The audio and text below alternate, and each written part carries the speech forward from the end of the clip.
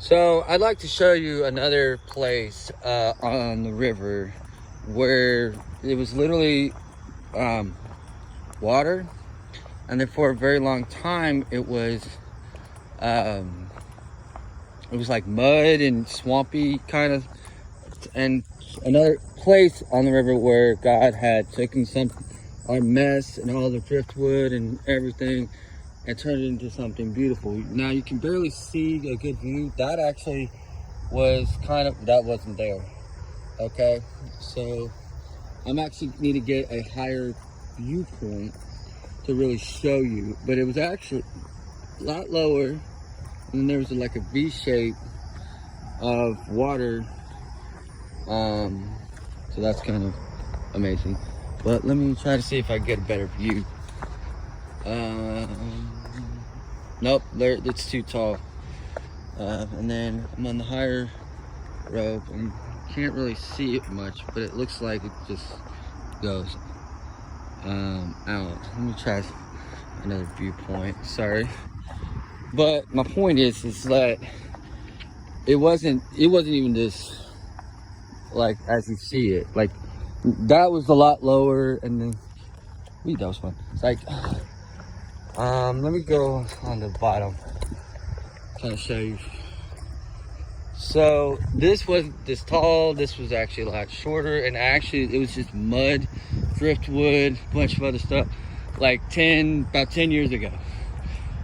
And now you see it's like full of flowers, full of, grass being so tall. It's amazing. Yeah, let me get to the end of this wharf here. I haven't been on miles down, but it might be the only way you can see what I'm talking about.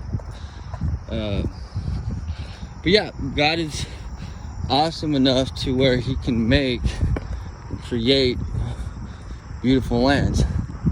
It actually looked like that, like where you see all that driftwood coming in.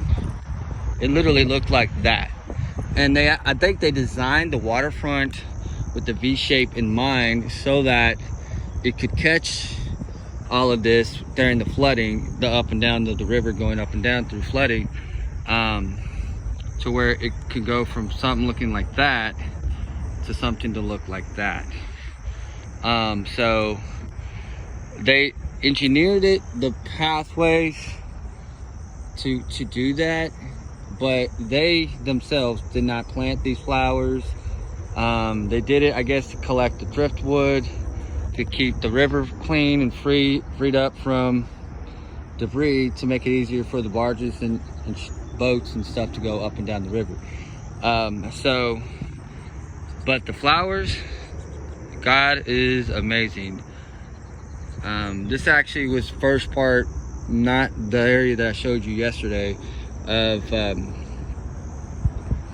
but it's another prime example of how God can take a messy situation and turn it into something beautiful and bountiful and place where it really shouldn't